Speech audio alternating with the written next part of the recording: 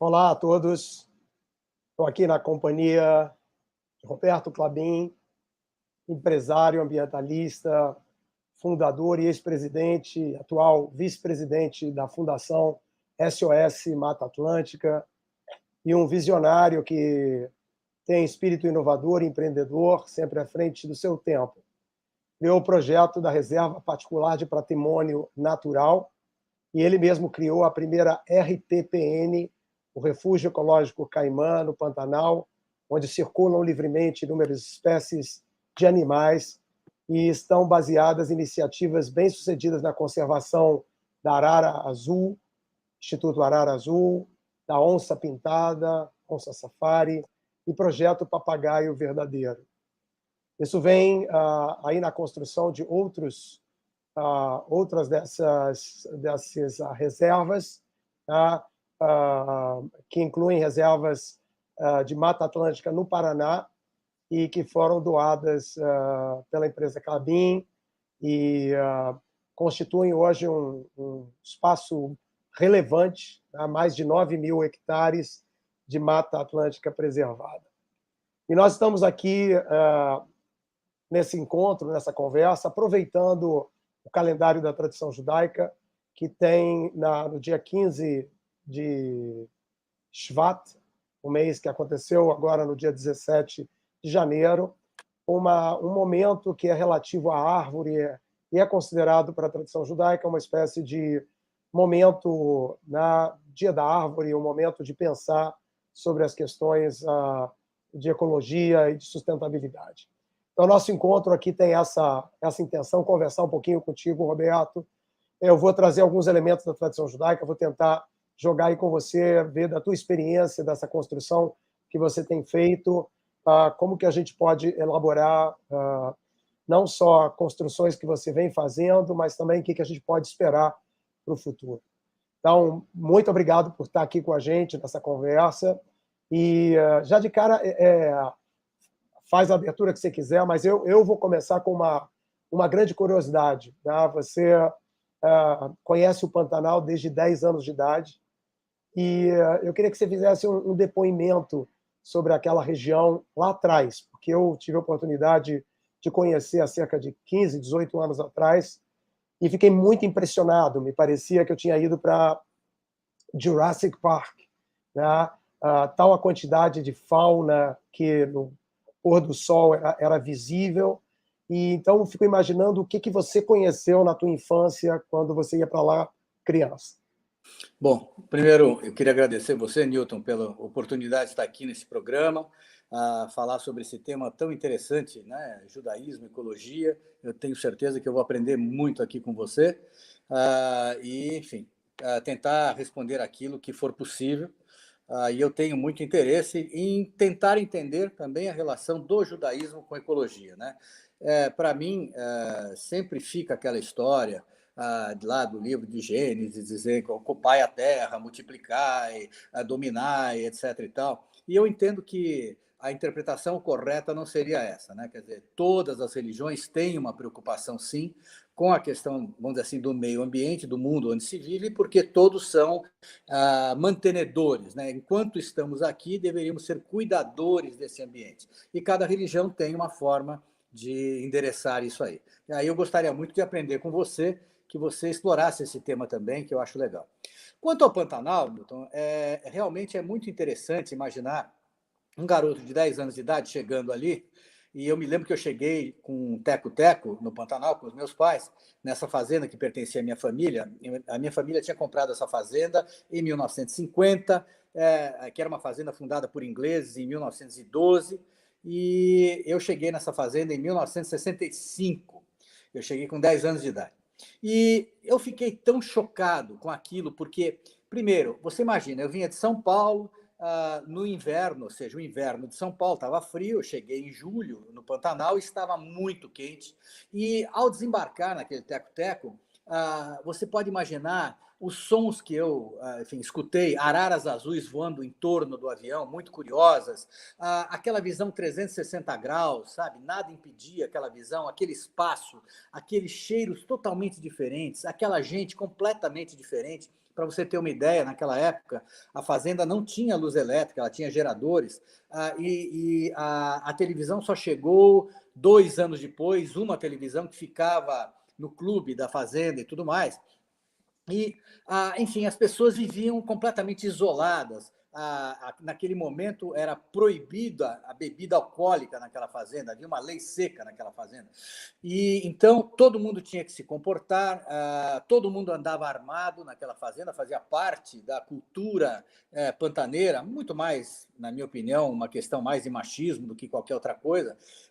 Mas você tinha, então, a pecuária de corte, você tinha uma convivência com aqueles animais, inacreditável você ver aquela quantidade de animais, porém, era um mundo diferente do mundo de hoje, eu explicarei mais adiante, ou seja, era um mundo onde, embora as pessoas convivessem com aquela natureza, era uma coisa ainda desassociada de algum desenvolvimento, de algum aproveitamento, ela estava lá, ou seja, ela era um incômodo muitas vezes, ou ela era alguma coisa bonita para se admirar, mas ela não tinha o valor que se dá hoje, que se reconhece hoje que ela tem. E os animais também tinham uma relação com as pessoas, e aí eu estou falando dos animais selvagens, muito tensa. Os animais fugiam, os animais não estavam presentes porque eles tinham medo de ser caçados, embora naquela época já não se caçasse mais, mas no tempo dos ingleses havia uma caçada muito grande porque parte da receita dos ingleses naquela época eram as peles dos animais, que eles vendiam também, além da própria carne que era produzida na fazenda.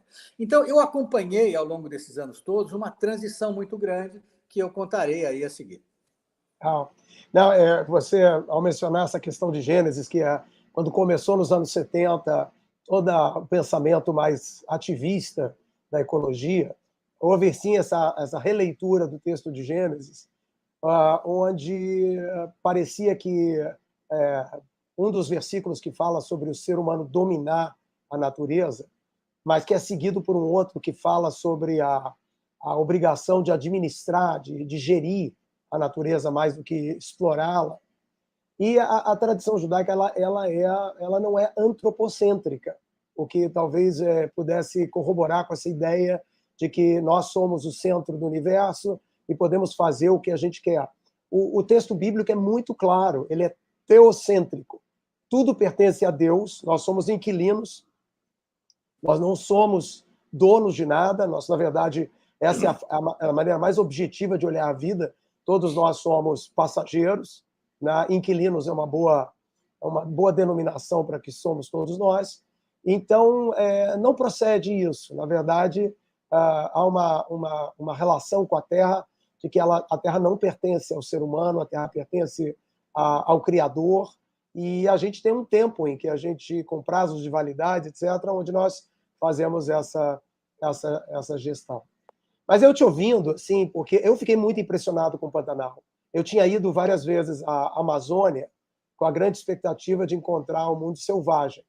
E confesso a você que a Amazônia sempre me decepcionou, porque talvez até pelas condições, né, da mata amazônica, que é uma mata muito densa, onde os animais ficam normalmente ocultos, né? É diferente do que você encontra no Pantanal. E aquelas saídas no fim de tarde no Pantanal me deixavam totalmente enlouquecido de imaginar como era o paraíso, como era o mundo em tempos muito antigos, né? E eu fiquei imaginando isso que você estava falando, que as pessoas tinham uma relação diferente do que elas têm hoje, porque eu sou da geração que eu via Amaral Neto, repórter. Não sei se você lembra do Amaral Neto. Muito bem. Né? E o Amaral Neto ia lá para a Amazônia e mostrava aquela tentativa desesperada do ser humano de fazer a Transamazônica. Obviamente, ele estava lá a serviço lá de mostrar várias construções daquele momento militar que a gente viveu. Mas ele mostrava, e a gente se identificava com aquilo, de que o ser humano estava sempre em desvantagem, que aquilo era infinito, tá? Interminável. Tá? Então, a gente tinha uma relação com o Brasil muito assim distante desse conceito ecológico, né? E, a, e eu ia te perguntar isso, assim, quando que você acha que isso começou? Conta um pouco da tua experiência quando isso começou a ser uma questão para você e onde você percebe que isso começou a mudar no Pantanal com a população nativa. Eu acho que essa é uma questão interessante quando você se refere ao Pantanal, com essa diferença em relação à Amazônia, porque a impenetrabilidade da floresta, a densidade e tudo mais, de fato, faz com que você tenha muito mais dificuldade de observar os animais. O Pantanal, exatamente por ser uma planície inundável, savanas e tudo mais, você tem aquela abertura, aquelas ilhas de floresta no meio daquele mar todo. Então, você tem os animais muito mais expostos do que antes. Mas, claro, a gente tem que pensar o seguinte, o Pantanal ele começou a ser ocupado pelo homem para valer por volta do final do século XVII, quando descobriram ouro em Cuiabá. E aí os garimpeiros foram para Cuiabá, naquela região, aí, né? E para alimentar os garimpeiros, então o pessoal levava o gado vamos dizer assim, colocava o gado naquelas planícies intermináveis e ali o gado pastava, não havia problema algum, não precisava se derrubar nada para que o gado estivesse lá, diferente da Amazônia. Então, o gado alimentava esse pessoal. O que aconteceu foi que as pessoas foram ocupando o Pantanal, o gado foi transformando toda aquela vegetação, tudo aquilo, ou seja, o Pantanal que a gente enxerga hoje não é o Pantanal que existiu há 300 anos atrás. Mas o gado teve a sua função de manter essas áreas abertas e até abrir outras, em função do pisoteio, da pastagem e tudo mais, o gado manteve muitas áreas abertas.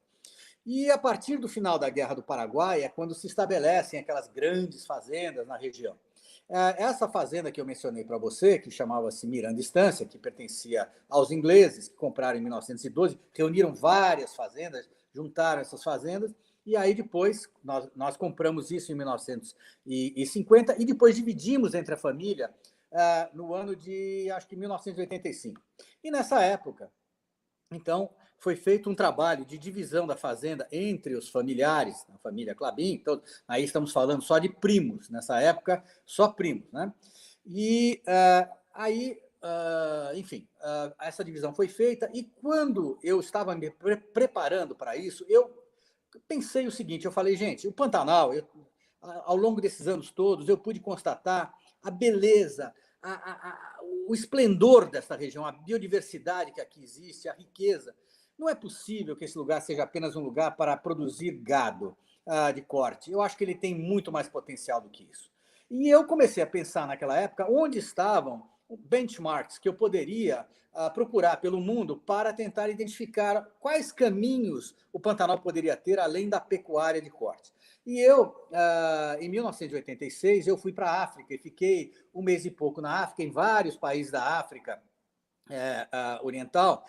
Fiquei na África do Sul, Zimbábue, Botsuana, Quênia, Tanzânia, depois voltei para Moçambique, enfim. E depois eu fui visitar também a experiência que existia naquela época, estamos falando em 1986, o conceito de ecoturismo ainda nem existia. E aí, então, eu visitei também Venezuela e a Costa Rica, que estava muito adiantada já naquela época. E aí eu trouxe essa experiência para o Pantanal, pensando que, gente, é possível desenvolver isso. Mas antes de desenvolver isso, eu gostaria de preservar um pedaço da fazenda que eu recebi dessa divisão, como vamos dizer assim, uma memória daquilo que eu conhecia quando tinha 10 anos de idade, aquilo que não vai mudar. Para isso, eu preciso criar uma reserva privada. Naquela época também não existia esse conceito de reserva particular do patrimônio natural, as famosas RPPNs de hoje em dia, reconhecidas como unidades de conservação pelo governo. Naquela época era apenas uma reserva particular.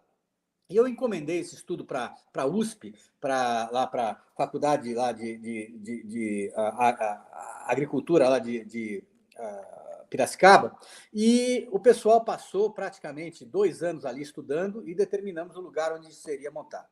Esses 2 anos, eu convivi muito bem com esses cientistas ali que estavam desenvolvendo esse estudo.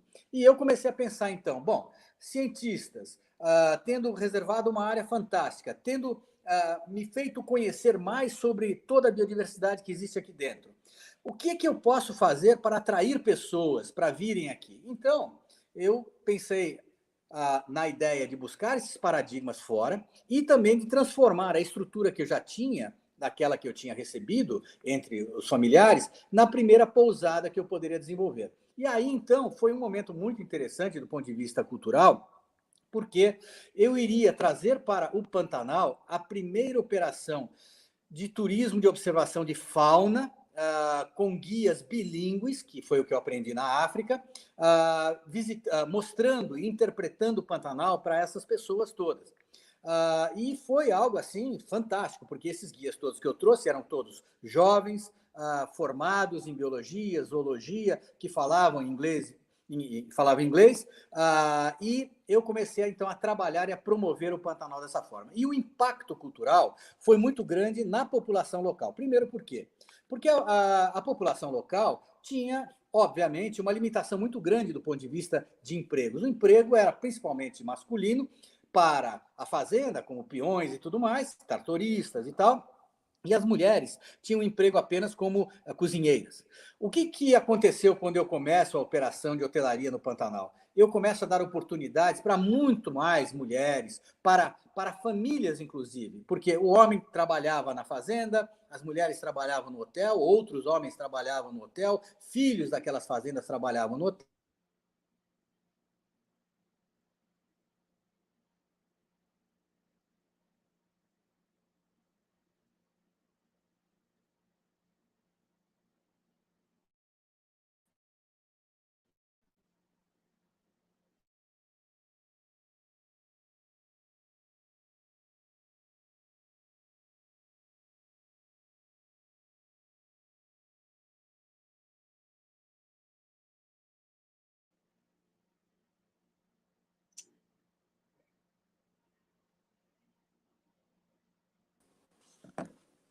Opa, caiu aí?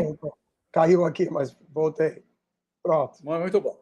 Mas então, o que eu estava falando sobre a importância, a mudança, o impacto cultural que isso teve nas pessoas ali, a maior quantidade de empregos, a maior diversidade de empregos e as oportunidades que surgiram que antes não existiam.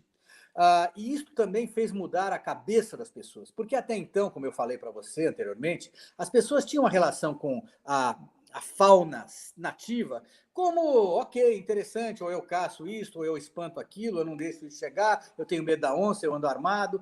De repente, as pessoas passaram a ver que a fauna era aquilo que atraía os turistas. E os turistas vinham ao Pantanal e pagavam o salário deles e mantinham essas coisas todas, e inclusive estavam muito interessados em conhecer a cultura do homem pantaneiro. Então, houve uma revolução na cabeça das pessoas e foi um processo muito interessante. Nós estamos falando de uma operação que começa em 1987 e que os primeiros turistas eram principalmente estrangeiros.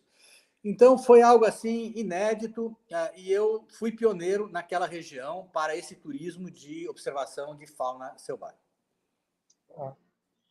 Muito interessante como você conseguiu aplicar lá essa realidade aí, uma construção que é sempre essa junção da atividade econômica, de permitir que haja um desenvolvimento econômico juntamente com a possibilidade de preservar a natureza, a fauna, etc. Você sabe que eu acho muito interessante essa ideia de reservas particulares, que eu sei que já existem várias no Brasil afora. Outro dia fui até aí para Mata Atlântica do litoral norte paulista, que é também uma das áreas bem preservadas, né, que a gente tem no Brasil, de Mata Atlântica. E ali tem áreas que foram realmente adquiridas, né, como propriedades particulares para manutenção né, ali como uma reserva. E é interessante, assim, a tradição judaica, vou jogar aqui um pouquinho alguns elementos aí.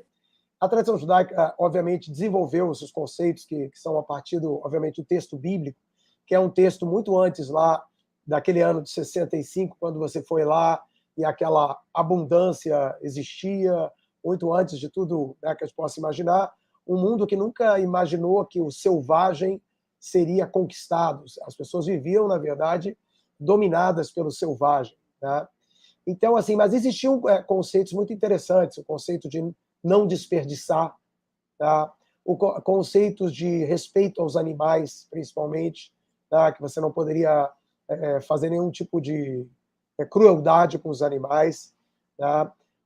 Haviam todos esses. Mas é interessante que eles tinham uma noção, talvez da realidade deles, em que eles pensavam global e act global, né? E agiam globalmente. Por quê? Porque, basicamente, a ideia naquele tempo era gerar valores. Tá? A ideia de que você ia gerar valores. Um valor muito importante que a tradição judaica, eu acho que tem, inclusive, para servir a esse futuro de sustentabilidade que a gente almeja, é a ideia do sábado. Né? A ideia do sábado é uma ideia muito interessante, que o ser humano deveria fazer uma gestão não só do espaço. Tá? Nós todos ficamos muito preocupados em dominar o espaço, mas depois a gente deixa de lado uma relação sustentável com o tempo. Tá? Então, a ideia do sábado, que não era um dia só de descanso, não era só a ideia de trabalhei 6 dias, fiquei cansado e parei de trabalhar. O sábado ele era uma espécie de clímax da semana, onde o ser humano, ele e os seus animais paravam, né, de interferir, né, não construíam nem destruíam nada. E dali eles criaram a ideia do sabático, né, do ano sabático, né, que na tradição judaica era uma forma ecológica de lidar com os campos, que era de deixar um ano, o 7º ano, a terra descansar, a terra poder né, se reabilitar da sua potência. Tá? E dali eles desenvolveram também um sábado social, que era de 40 em 49 anos. Tá? Eles faziam eles paravam a economia, e por isso que eu digo que eles pensavam global e act global. Tá? Eles pensavam numa economia que ela pudesse verdadeiramente se encaixar. Né? Ali, no caso, eles faziam uma redistribuição, como o único bem de trabalho era a terra, eles redistribuíam a terra a cada 49 anos. Né? Não era uma redistribuição do tipo né, que a gente tem moderna, em que era um ciclo econômico que durava 59 anos. Quando ele terminava, aqueles que enriqueceram naquele ciclo ficavam com o seu progresso e começava o jogo de novo. Era como se fosse um ano de reinício econômico. E eles faziam isso justamente para rotacionar socialmente as riquezas, etc. Então, havia um descanso de tempo para a pessoa, um descanso de tempo para a terra e um tempo social de redistribuição e descanso. Eu te pergunto, você que está tão envolvido e que foi assim, eu acho que pioneiro, né, nesse esforço de investimento privado, tá? Numa área que é tão pesada, tão difícil. Como é que você vai preservar grandes áreas, ter, né, a possibilidade de fazer esse impacto? Como que você pensa hoje? O que você acha que seria a coisa mais importante para a gente avançar? Né? Você agiu local, você foi lá, pegou uma fazenda que era sua e construiu nela hoje é um cartão postal do Brasil, né? Um lugar onde as pessoas podem conhecer essa cultura pantaneira, e você está envolvido aí, né, com esse esforço de liderança de empresários para tentar produzir um efeito positivo. Como é o teu olhar hoje, aqui em janeiro de 22? Então, Newton, eu gostaria de responder e depois quero te fazer uma pergunta também, que para mim é importante entender do ponto de vista religioso. Bom, primeiro, eu penso assim, essas experiências porque a Caimã, aquilo que eu faço lá, não deixa de ser uma experiência, né? Eu errei tanto para tentar acertar que eu fui aprendendo e isso serve como um modelo para outros que queiram desenvolver coisas parecidas por ali. Mas uma coisa que a gente fez que foi muito importante foi o seguinte: foi fazer parcerias com projetos voltados para, vamos dizer assim, estudos de espécies ameaçadas de extinção e projetos de restauração ambiental. E o que eu fiz? Eu abri a minha fazenda para a entrada de projetos como Arara Azul, projetos como Onça Safari, projetos como Papagaio Verdadeiro, e a intenção de fazer isso era uma intenção muito clara. Eu imaginava o seguinte: ao trazer alguém que tem credibilidade, oferecer a ele uma base dentro da minha estrutura, garantir a ele que esse lugar não vai se modificar e que ele pode ir lá trabalhar o tempo que for e garantir que as coisas efetivamente possam ser mensuradas no tempo, isso vai me trazer credibilidade também. Isso vai ser benéfico para todos, para a fauna que está com o problema, para o pesquisador e para mim, e com isso eu vou trazer mais hóspedes que vão querer assistir a esse tipo de trabalho. Esse pensamento tem mais ou menos uns 25 anos atrás. E aí foi o sucesso de trazer o projeto Arara Azul, que é um projeto desenvolvido pela Neiva Guedes, que é uma autoridade no assunto e que, ao começar a trabalhar, ela inclusive esteve lá naquele ano de 1985, 6, fazendo, junto com a Exalc, lá de Piracicaba, ela também trabalhou com a equipe que estava determinando qual seria a área de reserva particular dentro da fazenda.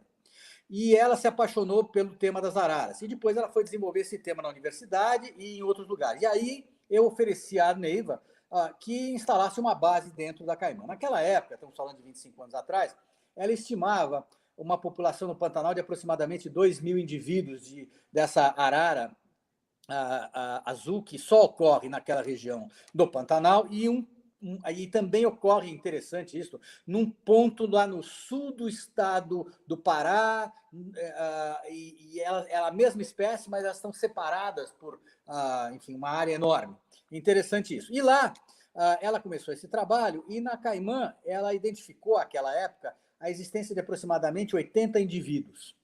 Bom, 25 anos depois, graças ao trabalho que ela fez, eu não vou ficar entrando em detalhes, hoje, ela garante uma população no Pantanal de mais de 5.000 indivíduos, e a Caimã hoje tem aproximadamente 450 indivíduos. É um trabalho fantástico que ela desenvolveu. A única coisa que eu fiz foi oferecer o lugar para que ela pudesse trabalhar. No caso da onça, foi um trabalho interessantíssimo. Eu fui procurado pelo Mário Haberfeld, que é filho de um grande amigo meu, e o Mário queria se dedicar a esse trabalho com grandes felinos e principalmente um modelo de trabalho chamado habituação desses felinos a veículos. Uma coisa estranha, mas o que é isso? Ele aprendeu na África que você, sei lá, quando alguém faz um safari na África e vai ver um leopardo, ver um leão, o leopardo passa ao lado do carro, o leão passa ao lado do carro. E como é que é isso?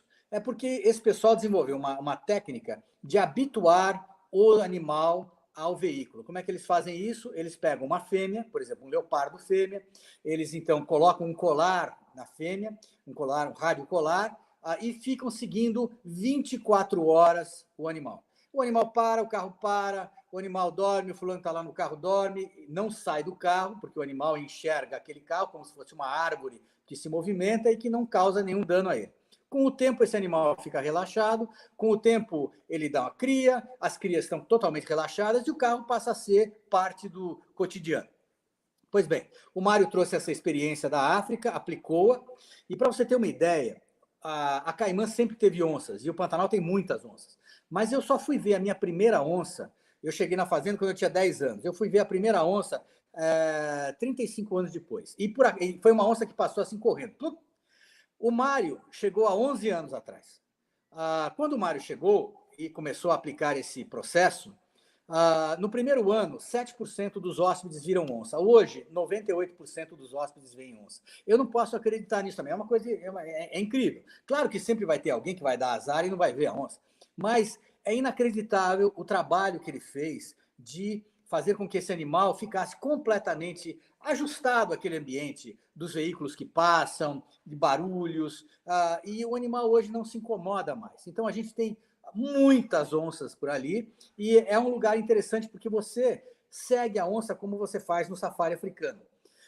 E esse tipo de mentalidade de você atrair projetos ambientais e de restauração são fundamentais para que a gente possa transformar essa visão do local para uma visão mais regional. Eu não estou falando global, a global já é mais complicado, mas regional é fácil. Como assim? Então, o que aconteceu? Olha que interessante o que aconteceu. Eu sempre tive a ideia, na Caimã, de tentar convencer os meus vizinhos, nem só a família. A família sempre me achou um excêntrico, mas eu estou dizendo, falar com os outros vizinhos também e pensar, puxa, como é que eu levo essa mensagem de que o Pantanal é muito mais do que apenas uma fazenda de gado, que o Pantanal tem essa oportunidade de você desenvolver múltiplas atividades que dão retorno para você, depende da forma como você trabalha. Só que, claro, não dá para você querer ter turismo numa área que não tem mais beleza natural nenhuma, que você extinguiu a fauna, assustou a fauna, que as pessoas são rudes com a fauna e tudo mais. Então, você tem que ter alguma coisa, trabalhar nesse sentido. E o Pantanal é um lugar perfeito para isso, porque são grandes fazendas de muitas gerações de pessoas ali, e é possível você ter tudo isso aí. Mas era muito difícil convencer as pessoas. Primeiro, porque eles me viam como esse excêntrico. Segundo, eles me viam, por exemplo, nessa questão da onça mesmo. O Klabin está criando onças. Estupidez. Essa onça sai da fazenda dele, vai comer meu gado, mas não sei o quê. Então, tudo isso sempre foi muito complicado. Eu criei uma ONG chamada SOS Pantanal para tentar desenvolver boas práticas, para mostrar para as pessoas boas práticas pantaneiras, o que fazer, como fazer, e isso foi avançando. Hoje eu deixei a organização, sou vice-presidente, o Alexandre Bossi é o presidente, e nós demos um passo além em função de toda a história dos incêndios que ocorreram, terríveis que ocorreram desde 2019. E essa entidade, ela passou a mostrar que a união dos fazendeiros faz a força, criando brigadas de incêndio particulares, recebeu doações, investiu nessas brigadas e tudo mais. Então, esse trabalho está sendo feito do ponto de vista da ONG, mostrando boas práticas e união de fazendeiros para enfrentar crises como essa. Mas voltando à questão de transformar isso numa questão regional, o que aconteceu de interessante na Caimã? Eu tinha esta fazenda, tenho esta fazenda, a Caimã, e uma amiga minha, a Teresa Bracher, comprou uma fazenda mais ao norte, que a separação desta fazenda com a Caimã era uma outra fazenda, porque ela comprou a fazenda de uma moça cuja irmã é dona dessa fazenda que ficava no meio entre a Caimã e a fazenda que ela tinha acabado de comprar. Pois bem, a dona dessa fazenda que ficava no meio decidiu vender a fazenda. E a Teresa, que é uma mulher fantástica, ela tomou a decisão de comprar essa fazenda. Ela falou, olha, Roberto e Mário, Haberfeld e tal, eu vou fazer o seguinte, eu vou comprar essa fazenda, mas vocês vão me ajudar a encontrar outros que queiram me ajudar a pagar essa fazenda, mas se nós não encontrarmos ninguém, eu bancarei tudo. E nós vamos transformar essa fazenda numa grande RPPN, uma grande reserva, e ela fará a conexão entre a Caimã e a minha fazenda, que também tem RPPNs, inclusive maiores do que a minha. Bom, quando ela fez isto foi um game changer total na região. Por quê? Porque que ano é isso? Criar Que ano é isso, Roberto? Quando isso aconteceu? Isso faz 2 anos. Uhum. Então, o que aconteceu? A Teresa compra a fazenda. A Caimã liga essa fazenda, se liga com essa fazenda e essa fazenda se liga com a fazenda dela. Então, nós temos, de repente, uma área de aproximadamente 120 mil hectares de área. Depois, nós começamos a falar com os outros vizinhos e falamos o seguinte, gente, nós podemos mudar o jogo aqui. Vamos pensar assim no seguinte, vamos criar um grupo de amigos aqui do Pantanal, todos fazendeiros, que se pautem por regras que nós vamos criar. Essas regras serão específicas de como é que você pode participar desse grupo, como é que você tem que se relacionar com o meio ambiente, com a criação de RPPNs, com a criação e aceitação de pesquisadores dentro da fazenda, projetos de restauração, projetos de carbono, enfim. O que nós podemos fazer para juntar o máximo de pessoas aqui dentro? E aí entra o Mário Haberfeld, que fez um trabalho fantástico, porque a Teresa passa essa fazenda para o On Safari, ou seja, o On Safari passa a gerir essa fazenda.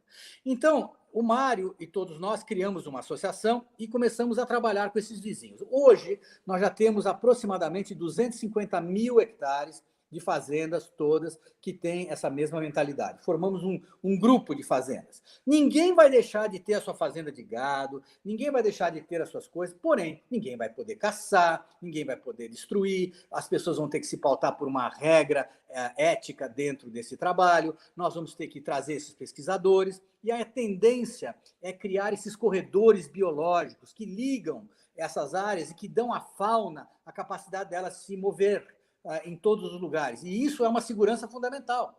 Então, a Caimã liga desde o começo do Pantanal Sul até essa região da Tereza, que está no Rio Negro, e agora, com as outras áreas que nós começamos a juntar, áreas do André Esteves, áreas do Alexandre Bossi e outras áreas como um todo, nós chegamos nesse número. E a nossa meta é tentar chegar a quase 600 mil hectares de like-minded people.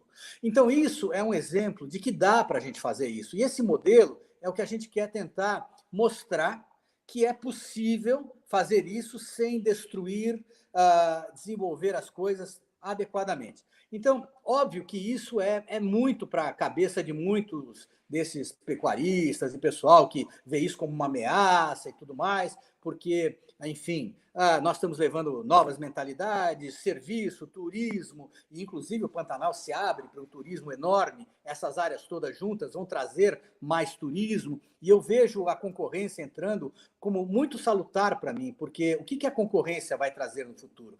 Ela vai trazer mais atenção sobre o Pantanal, ela vai trazer mais, criar meios das pessoas chegarem mais fácil ao Pantanal. Para você ter uma ideia, se você vai a Botsuana, ao Okavango Delta, que é um mini Pantanal, o Pantanal brasileiro tem 150 mil quilômetros quadrados. Botsuana, o Okavango Delta dentro de Botsuana tem 15 mil quilômetros quadrados, mais ou menos. O que eles desenvolveram lá, em função de boas políticas públicas, serviços aéreos, táxis aéreos, um trabalho incrível. O Pantanal não tem nada disso. O Pantanal ainda é terra de ninguém no que tange ao turismo. A infraestrutura é baixíssima, o interesse do Estado é baixíssimo, a incompreensão é enorme, a falta de apoio é enorme, e nós vivemos também neste governo, que é um desgoverno negacionista, então isso contribui para que a gente tenha mais dificuldade ainda. Enfim, então é possível a gente construir esses processos em outros lugares também, na Mata Atlântica também. Você tem na Mata Atlântica esse maciço que vai desde o Paraná até o Rio de Janeiro, são quase 2 milhões de hectares, é uma área enorme, Serra do Mar e tudo mais. Eu acabei de voltar dali e você tem experiências incríveis. Você tem, eu estava com o Léo Schlesinger, que está comprando áreas, ele comprou uma área de 200 hectares, vai transformar isso numa reserva. Eu fiquei impressionadíssimo com o trabalho que ele está fazendo. Então, enfim, muitas oportunidades. Então, olha, eu poderia falar horas, mas não quero. O que eu ia perguntar para você, agora devolvendo uma questão, é o seguinte: eu vejo que todos esses exemplos que as religiões dão sobre como ser o mantenedor, enquanto eu estou vivo aqui, eu estou cuidando dessa área e tudo mais, estão muito relacionados com, vamos dizer assim, práticas muito antigas, com aquilo que estava escrito na Torá, ou aquilo que está na Bíblia e tudo mais, muito bom. Só que isso não se adequa hoje ao que a gente passa, ou seja, nos últimos 200 e poucos anos, a Revolução Industrial mudou o tempo, mudou a cabeça das pessoas, mudou tudo, como a gente vive. E eu não vejo esse protagonismo das religiões em elas encamparem essa luta de fazer com que, vamos dizer assim, aqueles que as seguem mudem a forma de agir, passem a efetivamente entender o seu papel em relação à questão de como é que a gente vai tentar melhorar a sustentabilidade desse planeta. E aí, por exemplo, eu vejo uma iniciativa da Igreja Católica, né? O Papa atual fez aquela encíclica Laudato Si, né? Onde ele é muito contundente, onde ele fala de que nós temos que efetivamente repensar a forma como a gente vive neste planeta, o nosso consumo e tudo mais. O que a religião judaica está fazendo a respeito disso? Como é que ela pode se manifestar nesse sentido e assumir um protagonismo? Então, uma das questões da tradição judaica, principalmente no Brasil, é que ela é de uma minoria muito pouco expressiva, né?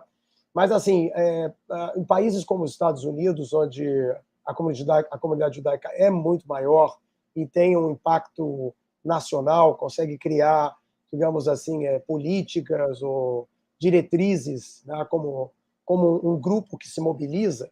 Eu mesmo no Rio de Janeiro, eu ajudei a fundar nos anos 80 no ISER, que é o Instituto Superior de Estudos Religiosos, nós criamos o primeiro grupo, que era um grupo ecológico, tentando conscientizar as comunidades, e que hoje se desenvolveu o que se chama Fé no Clima, que é a tentativa de mobilizar as pessoas para a questão tanto ecológica quanto a questão climática.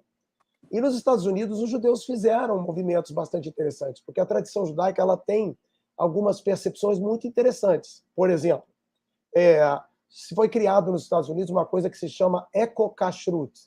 Nós temos leis dietéticas, que é a kashrut, que são as leis muito antigas, como você falou. Às vezes você tem estruturas que são milenares. É óbvio que elas não se encaixam com o mundo pós-revolução industrial. Você precisa adaptá-las. Mas elas contêm uma visão, um valor que pode ser extremamente útil. Então, o que os judeus fizeram? Eles estavam tentando adaptar uma consciência alimentar que os judeus tinham lá atrás, que estava ligado talvez a outras questões, eram questões mais sanitárias, que acabaram entrando dentro da tradição. A tradição diz que essa é a lei de Deus, mas ela tinha preocupação com o porco, ela tinha preocupação com uma série de formas alimentares que podiam ser nocivas ao ser humano. Então, nos Estados Unidos, existem muitos grupos de sinagogas organizadas que se mobilizam em torno da questão do clima, da questão de sustentabilidade, estão sempre presentes em demonstrações daqueles projetos que são extremamente destrutivos da natureza. E eles criaram esse eco-kashrut, que é o seguinte, é uma maneira de comer.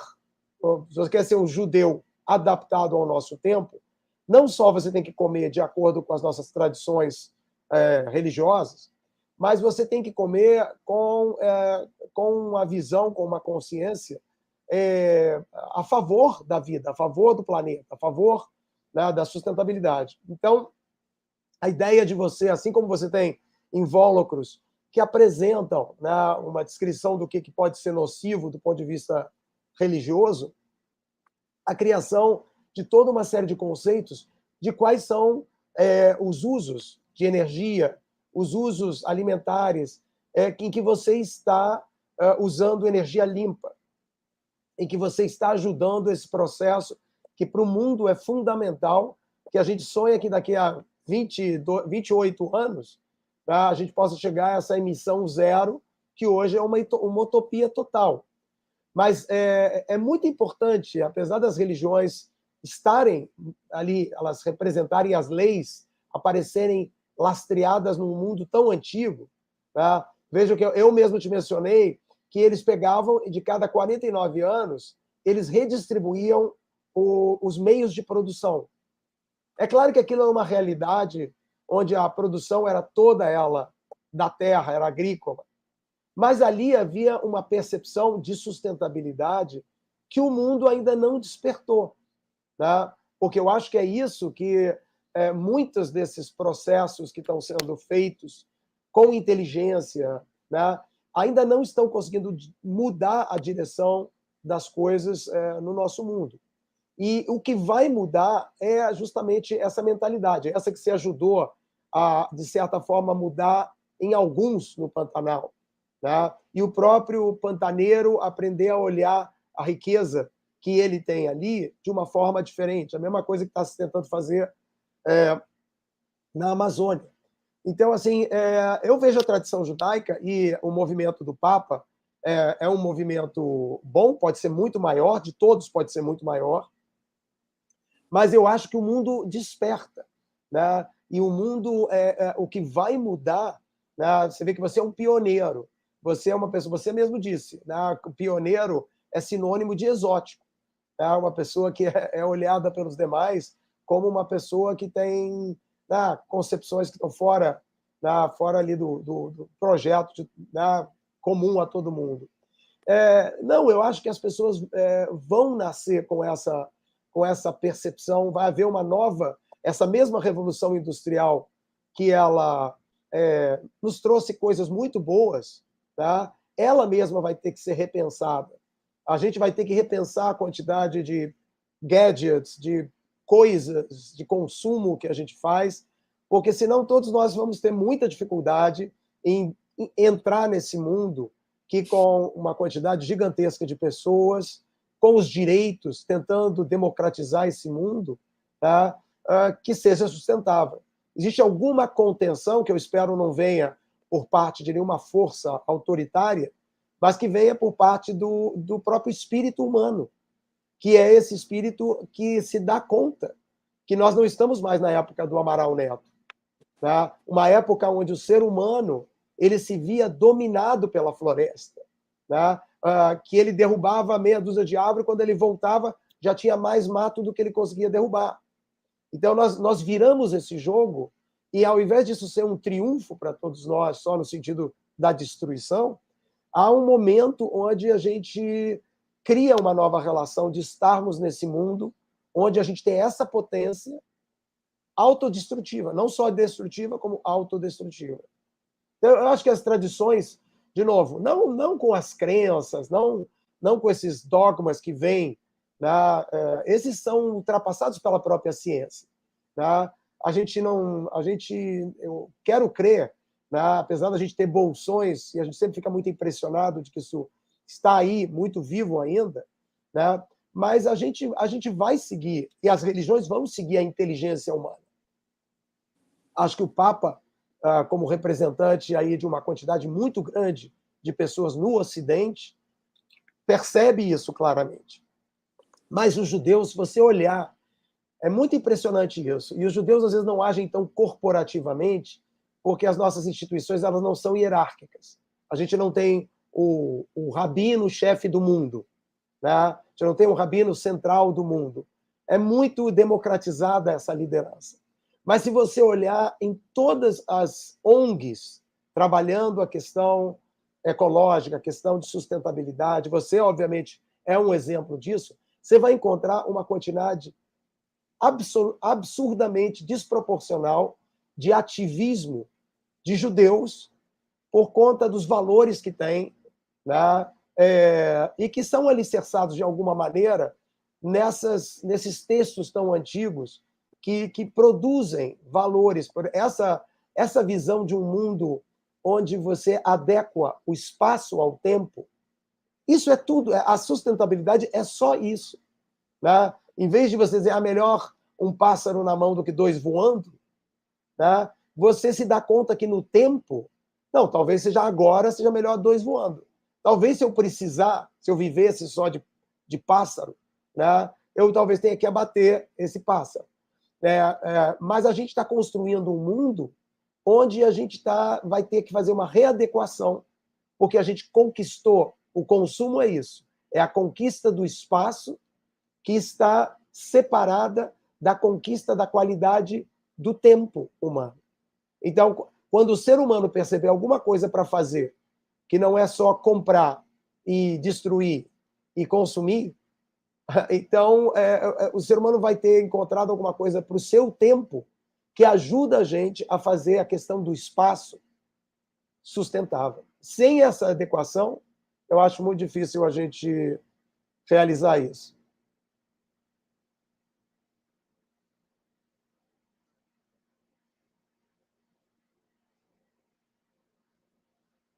Só um minutinho aqui, que eu acho que a gente perdeu o Roberto. Falei demais?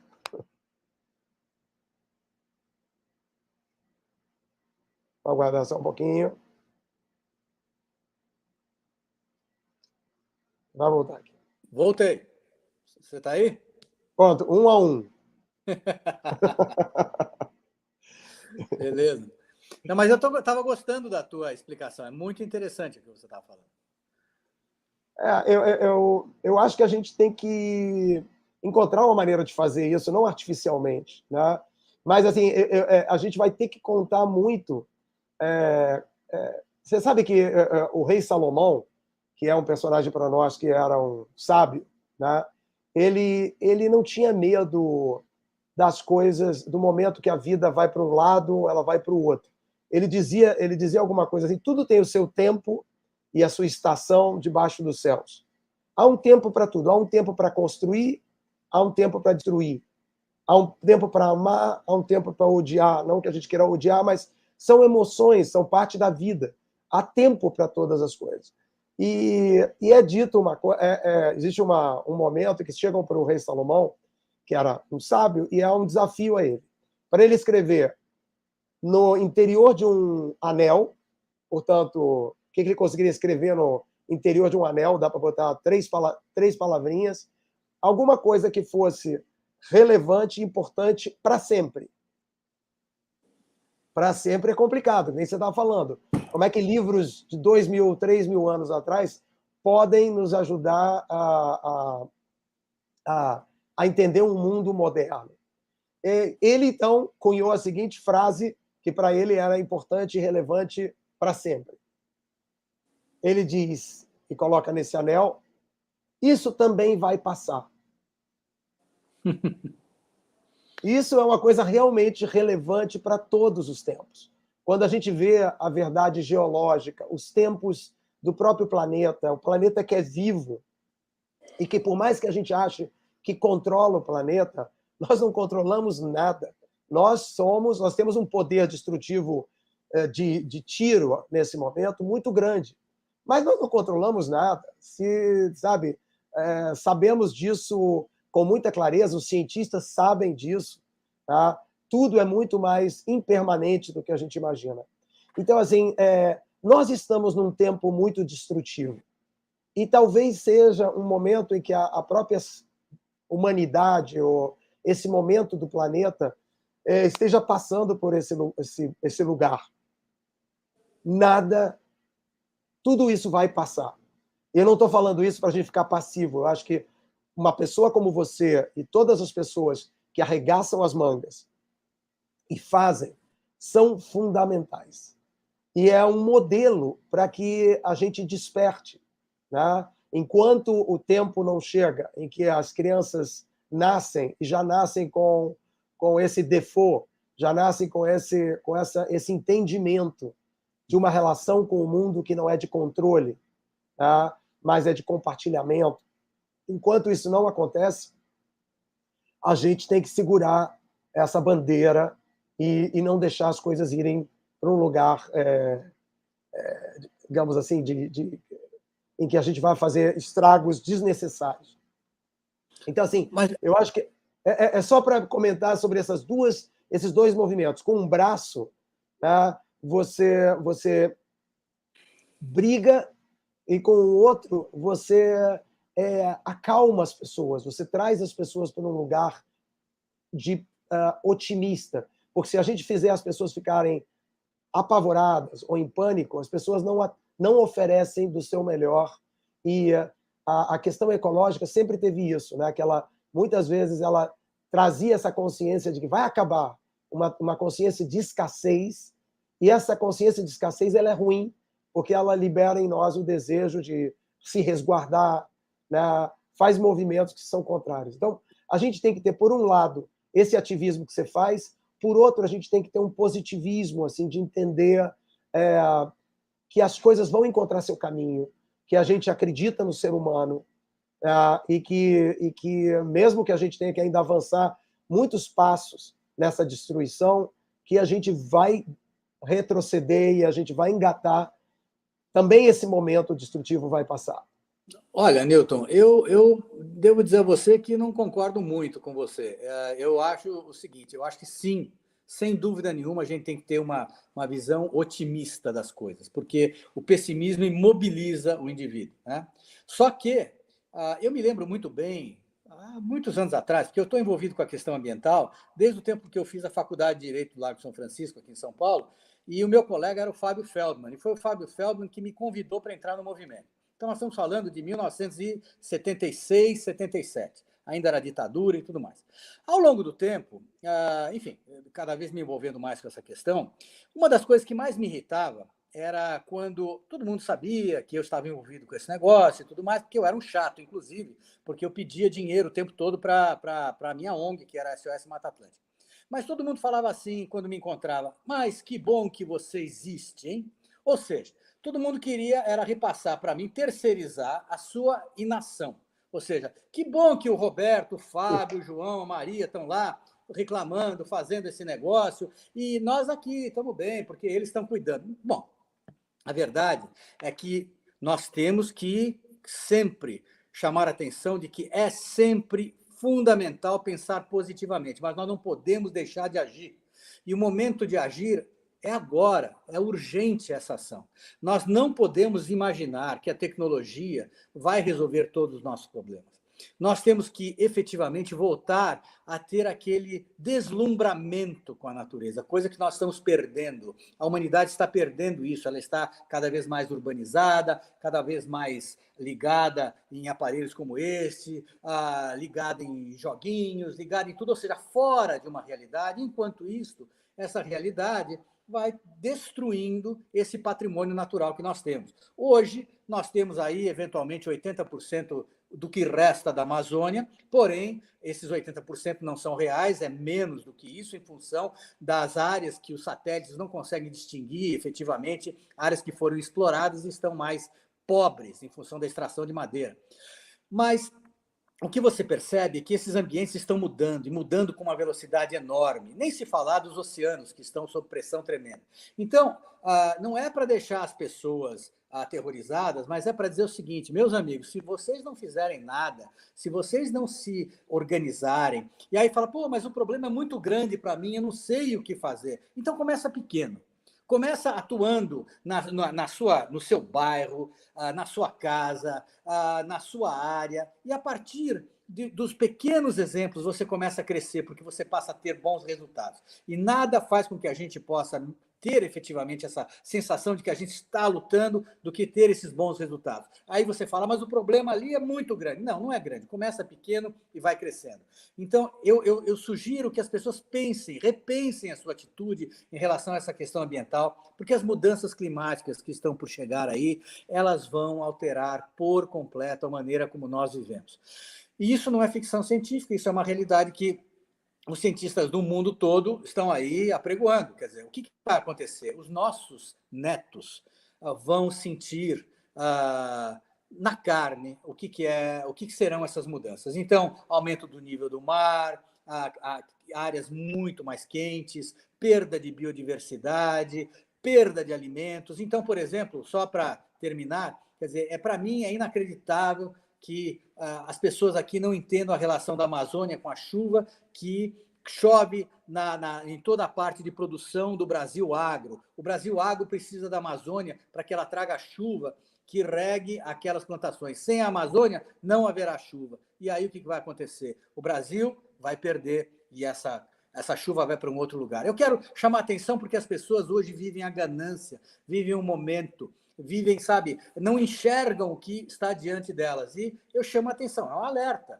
Não vamos perder o otimismo. Tudo isso tem solução, mas desde que a gente se engaje. E o problema é falta de engajamento. Eu concordo com você e não quis falar nesse sentido. Eu acho que sem a ação, sem a nossa ação, ela é exatamente no fato de que é tão grande tudo que tem que ser mudado. Né? Eu mesmo acabei de estar aí no Pantanal e pela primeira vez, era um período de muita seca, tem 3 meses, 4 meses aí, eu não via nada do que eu vi no Pantanal de antigamente. Né? Não tinha rios, não tinha nada. Eu não vi quase animais. Né? E onde eu vi os animais, onde eu vi a fauna do Pantanal, foi voltando a Campo Grande, na estrada, eles atropelados. Ali eu vi a fauna do Pantanal, infelizmente. Sabe? Então, assim, esses processos que são muito maiores do que nós. É nesse sentido que eu estou dizendo. É para a gente olhar pessoas como você e todos nós, cada um de nós tem a sua possibilidade de agir de alguma maneira.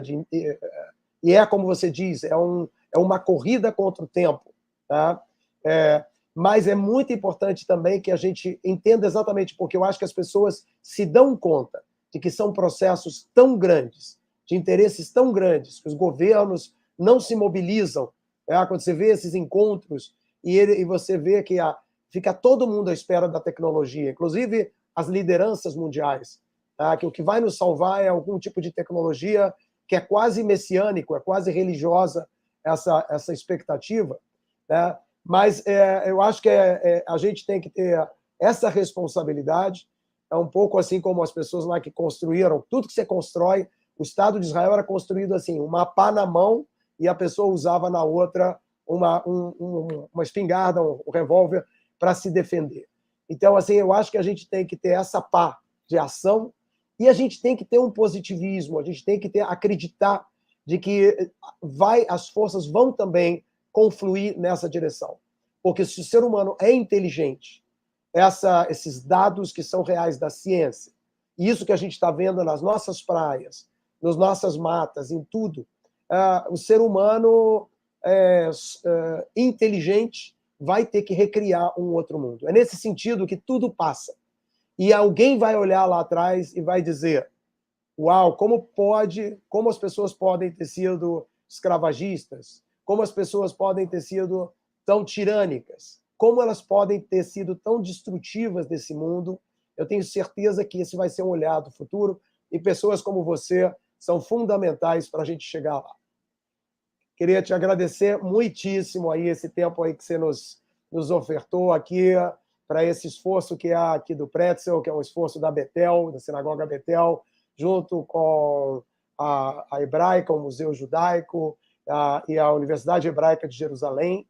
A gente poder estar conversando um pouquinho é sempre limitado, mas eu acho que conhecer aí o teu trabalho e quem puder conhecer realmente esse espaço que você criou, que é muito esperançoso essa tua descrição dessas fazendas se unindo, ampliando um espaço para a fauna e que a gente possa encontrar uma maneira de conviver com essa beleza e saber que o sagrado está aí nesse mundo que nos foi emprestado.